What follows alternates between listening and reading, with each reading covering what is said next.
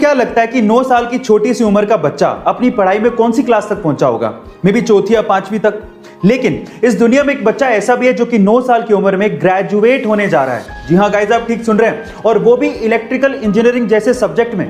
उस बच्चे ने 4 साल की उम्र में स्कूल जाना शुरू किया था और अपने 5 साल की स्कूल की पढ़ाई को उसने मात्र 12 महीने में ही खत्म कर दिया था।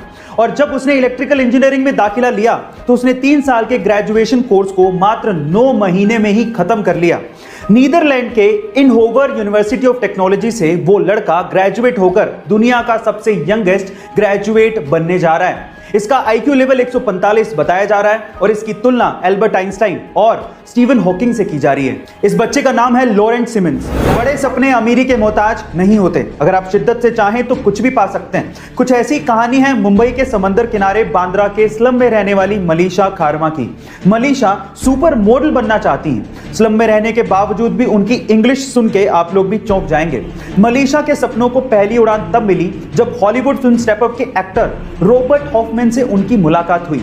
मुंबई घूमने आए रॉबर्ट हॉफमैन इस बच्ची से इतना प्रभावित हुए कि उन्होंने इस बच्ची का इंस्टाग्राम पे अकाउंट बनाया, अपने साथ कुछ वीडियो शूट की और उसके बाद इंस्टाग्राम पे अपलोड की और फिर इस बच्ची को प्रिंसेस ऑफ स्लम नाम भी दिया। और आज इस बच्ची के इंस्टाग्राम पे 1.5 लाख से ज्यादा फॉलोवर्स हैं। और तो और एक फैशन मैगजीन ने मलीशा को उसके कवर पेज पर जगह भी दी। गाइस, वो उसके लिए सबसे सुनहरा दिन था। इसी कहते हैं कि अगर आपके सपने सच्चे हैं तो राहें मिल ही जाती हैं। सन 2011 में शाहरुख खान की डॉन 2 रिलीज हुई थी और इस मूवी के लिए शाहरुख खान ने अपने हाथ पे डी लेटर का एक टैटू करवाया था। और उस वक्त उन्होंने कहा था कि पहले तो इस डी का मतलब डॉन था, लेकिन अब इस डी का मतलब है धोनी। उन्होंने ऐसा इसीलिए कहा था क्योंकि सन 2011 ही वो साल था जब इंडिया ने 28 साल बाद वनडे की वर्ल्ड कप ट्रॉफी अपने नाम की थी। गाइस, 2 अप्रैल 2011 की वो शाम आपको याद होगी जब महेंद्र सिंह धोनी ने ही फाइनल मैच में श्रीलंका के खिलाफ छक्का मार के वर्ल्ड कप की ट्रॉफी हिंदुस्तान के नाम कर दी थी। वो सुनहरा पल भुलाई नहीं भूलता। एक 3.5 साल की बच्ची को क्या ही पता कि उसे अपनी जिंदगी में क्या करना है, लेकिन हर जगह एक्सेप्शन होते हैं। ये घटना है सन 2018 की, जब तमिलनाडु के चेन्नई में रहने वाली 3.5 साल की संजना को उस दिन कुछ बड़ा करना था और वो भी आर्चरी जैसे गेम में। मकसद था नॉन स्टॉप एरो शूट करना, लेकिन जब उस 3.5 साल की बच्ची ने 700 एरो शूट किए तो उसकी उंगली में घाव हो गया। उसके हाथों से खून निकलता देख आसपास के लोगों ने उसे रुकने को कहा, लेकिन सरप्राइजिंगली संजना ने रुकने से मना कर दिया और 3 घंटे 27 मिनट लगातार एरो शूट करने के बाद 1111 एरो शूट करके उसने वर्ल्ड रिकॉर्ड बना दिया। Oh my God. विश्वास एक ऐसी चीज है जो आपके जीने के मायने बदल सकती है। यही वो चीज है जिसकी वजह से लोग पत्थर की मूर्ति को भगवान समझ के पूजते हैं और उनकी मनोकामनाएं पूरी हो जाती हैं। अब विश्वास आपकी जिंदगी में कैसे परिवर्तन ला सकता है, इसको एक कहानी से समझने की कोशिश करते हैं। एक बार क्या हुआ, एक गांव में एक व्यक्ति बड़ा बीमार था क्योंकि उसे टीबी था। बीमारी ज्यादा बढ़ने की वजह से वो अपने गांव के ही वैद्य के घर पे पहुंचा। अब जैसे ही वो वैद्य के घर गया, उसको पता लगा कि वैद्य जी घर पे नहीं है, वो खेत में काम कर रहे हैं। तो वो खेत पहुंच गया।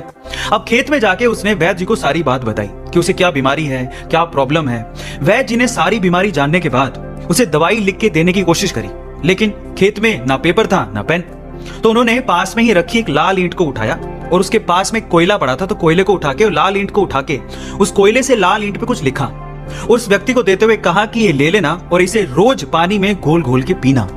अब प्रॉब्लम यह थी कि वो व्यक्ति अनपढ़ था, वो वैद्य जी की बात को ठीक से समझ नहीं पाया, लेकिन वो सीट को लेकर घर चला गया और 3 महीने बाद वापस लौट के वैद्य जी के पास आया और कहता है कि वैद्य जी, आपके द्वारा दी गई दवाई से मैं आधा तो ठीक हो चुका हूँ, अगर आप मुझे वो दवाई दोबारा दे दें तो शायद मैं पूरा ठीक हो जाऊं। तो वैद्य जी ने कहा, मैंने तुम्हें दिया तो था।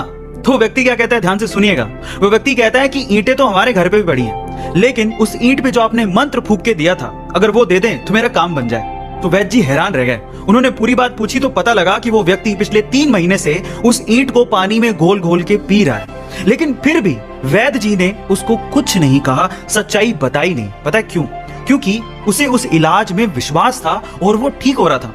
वैद्य जी ने फिर से ईंट ली और फिर से उस ईंट पे कोयले से दवाई लिख के उसे दे दी और वो बंदा पूरी तरह से ठीक हो गया। अब आप लोग कहेंगे कि कैसे बच्चों वाली कहानी है, नहीं, लेकिन यहाँ पर समझने और सीखने लायक बहुत सारी चीजें हैं। यहाँ सीखने लायक बात यह है कि दवाई लेने के साथ साथ आपको इस चीज पे भी विश्वास होना चाहिए कि इस दवाई को लेने के बाद मैं पूरी तरह से स्वस्थ हो जाऊंगा, तभी आप उस प्रॉब्लम से बाहर निकल पाओगे। और ये सेम चीज आपकी जिंदगी में भी लागू होती है। अगर आपको अपने आप पे और अपने आइडिया पे पूरा विश्वास है तो एक ना एक दिन आप सफल जरूर हो जाओगे। बस अपना विश्वास डगमगाने मत दीजिएगा, उस पर विश्वास बनाए रखिएगा। ऐसे अमेजिंग वीडियोस के लिए YouTube पे हमारे चैनल को सब्सक्राइब कर लीजिए। मिलते हैं अगली अमेजिंग स्टोरी के साथ। Thank you so much.